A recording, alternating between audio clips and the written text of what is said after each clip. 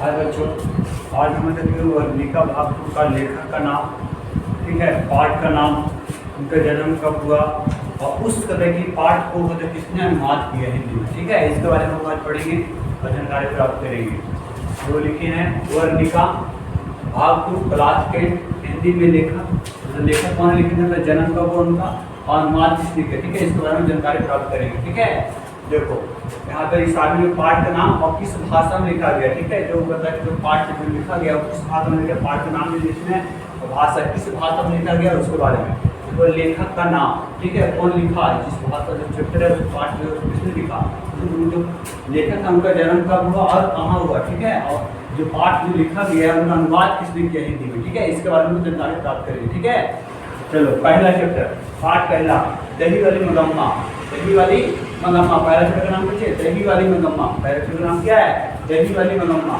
दही वाली मगम्मा, दही वाली मगम्मा किस भाषा में, कन्नड़ भाषा में, पहला क्वेश्चन बन गया कि दही वाली मगम्मा किस भाषा में लिखा गया है, तो कन्नड़ भाषा में, किस भाषा में, कन्नड़ भाषा में। जैसे दही वाली मगम्मा का लेखक कौन है, तो श्रीनिवास है, दही वाली मगम्मा के लेखक कौन है, तो श्रीनिवास है, कौन है, दही वाली मगम्मा के लेखक कौन है, श्रीनिवास है, किस भाषा में करते, दही वाली मगम्मा कन्नड़ भाषा में, ठीक है।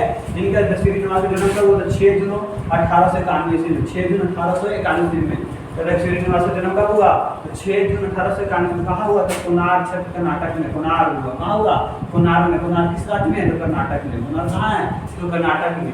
अब बताओ दही वाली मगम्मा को हिंदी में अनुवाद किसने किया, दही वाली मगम्मा का अनुवाद मतलब दूसरे भाषा से मतलब लिखना, जैसे मतलब मानो कि अंग्रेजी भाषा में होगा तो इसको हिंदी में किसने किया, संस्कृत भाषा में हुआ है दही वाली मगम्मा, तो इसको हिंदी में किसने किया, इसका अनुवाद करते, ठीक है, तो मानो कि इसका अनुवाद हिंदी में किसने किया था, तो B.R. नारायण ने किया, किसने किया, दही वाली मगम्मा को हिंदी में अनुवाद किसने किया, तो B.R. नारायण ने किया, किसने किया, तो B.R. नारायण। इस तरह हम पार्ट 2 देखेंगे, पार्ट 2 का नाम क्या, डरते विश्वास, क्या डरते विश्वास, पार्ट 2 का नाम क्या, डरते विश्वास, किस भाषा में, डरते विश्वास किस भाषा में लिखा गया है, तेरा उड़िया भाषा में लिखा गया, किस भाषा में, डरते विश्वास किस भाषा में लिखा गया, तो उड़िया भाषा में लिखा गया, किस भाषा में, उड़िया भाषा में।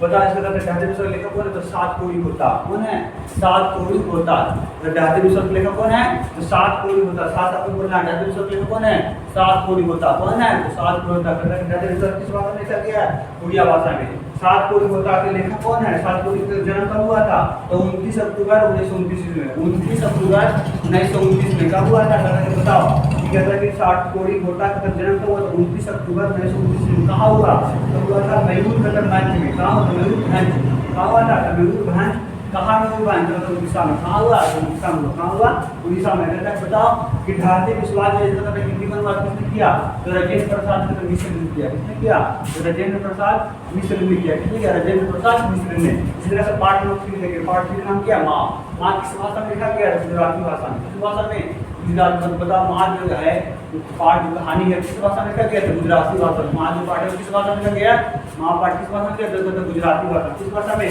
माँ जो किस भाषा में, गुजराती भाषा। तो माँ बता कि पाठ का लेखक कौन है, तो ईश्वर पटेल लिखकर है, कौन है, तो ईश्वर लिखकर है, कौन है, ईश्वर पटेल, देखिए पेटी लिखकर है, कौन है, ईश्वर पेटी लिखकर, कहा है, ईश्वर पेटी लिखकर। ये ऐसा नहीं, हमेशा हिंदी में लिखने के लिए सब्जेक्टिव में शुद्ध लिखना है, जो जाते हैं कॉपी जो रहता है वो एक शब्द से पहचान देता है, ईश्वर लिखे आप पेटिकल अभी गलत लिख देंगे तो समझ लेंगे इसको क्या है, हिंदी लिखने नहीं आता है, पहले लाइन से पहचान लेगा, नंबर क्या रहता है, उसी हिंदी में लिखने के लिए कम से कम लेखक नाम, बुक का नाम जितना जो दिया गया है उसको कम से कम शुद्ध लिखने के लिए सीखो, ठीक है। और बताया जन्म अभी तक इसमें बुक में नहीं दिया गया, ठीक है, जन्म कब हुआ, ईश्वर का पेटी लिखकर का बुक में नहीं दिया गया, तो पूछेगा तो बताओ माँ को हिंदी में अनुवाद किसने किया, तो गोपाल दास नागर ने किया। बताओ किसने, माँ के लेखक जो है, माँ जो कहानी है उसका हिंदी में अनुवाद किसने किया, तो गोपाल दास नागर ने किया, किसने किया, तो गोपाल दास नागर ने किया, किसने किया, तो गोपाल दास नागर ने किया, किसने किया, गोपाल दास नागर ने किया, ठीक है।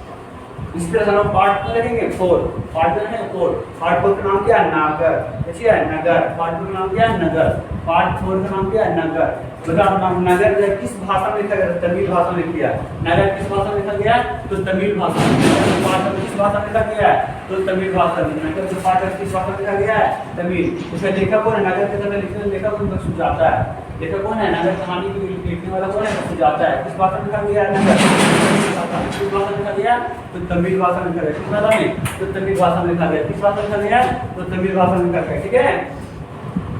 इस भाषा में तमिल भाषा नगर किस राज्य से लेकर सुजाता का जन्म कब हुआ? 3 मई 1935 ईस्वी में। कब हुआ?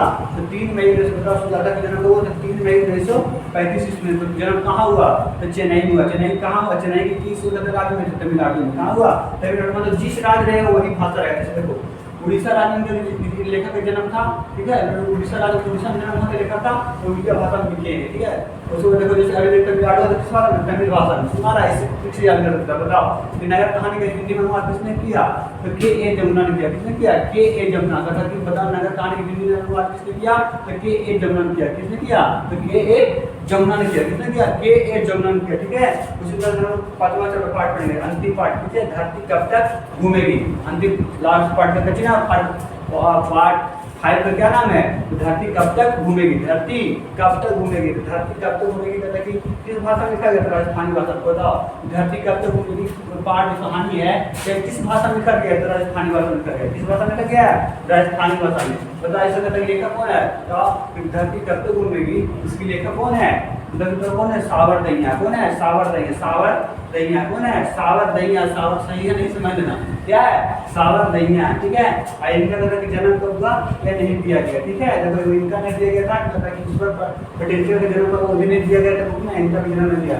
ऐसा हिंदी में अनुवाद किसने किया और बुक में तो नहीं दिया गया, इसलिए हम लोग क्या किए? नहीं लिखे। ऐसा नहीं कि यहाँ पे दिया हुआ था बुक में नहीं, इसका परीक्षा बिहार द्वारा में नहीं पूछा जाएगा। ऐसा नहीं जो बुक में उसको फालतू ऐसा कोई प्रश्न नहीं रहता है। एनसीईआरटी बुक जो है मेन एनसीईआरटी बुक होता है, ठीक है। एनसीईआरटी बुक से नहीं मतलब प्रश्न उसमें नहीं हो अलग से दे दिया हुआ, ऐसा नहीं हो सकता, ठीक है।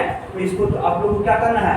इसको एक सारणी जो है सादा पेज में बना देना है और क्या करना है? दीवार में चिपका देना है, या उसको एक और 2 सारणी बनाने हो दीवार में चिपका देना है। वो क्या करना है? रख देना है, ठीक है, पैकेज के रूप में। और उसको क्या करना है? जब परीक्षा जब लास्ट मिल जाएगा तो उसको क्या होगा? उसको पढ़ के जाना है। जिससे क्या होगा?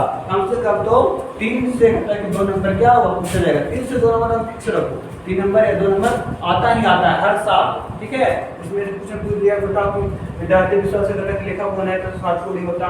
ऐसे पूछ दिया बताओ जो नगर किस कथा भाषा में लिखा गया? गुजराती, तमिल कहता कि कन्नड़ या राजस्थानी, तो तमिल भाषा में लिखा गया है। इस तरह क्या होता है? पूछ सकता है, ठीक है। इसको क्या करना? ध्यान देना है और इसको फोटो कॉपी में क्या करना है? छाप देना है, ठीक है।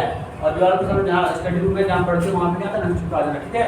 इसी तरह से आज इस वीडियो को क्या करो? लाइक कर दो, ठीक है। ठीक है, इसके बाद आप अगला क्लास में मिलते हैं।